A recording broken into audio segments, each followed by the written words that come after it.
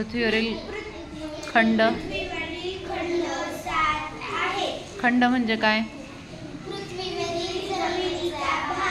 7 खंडांची नावे सांगा.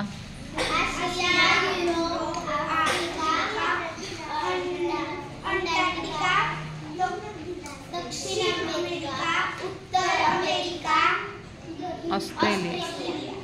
पृथ्वीवरील महासागरांची नावे सांगा.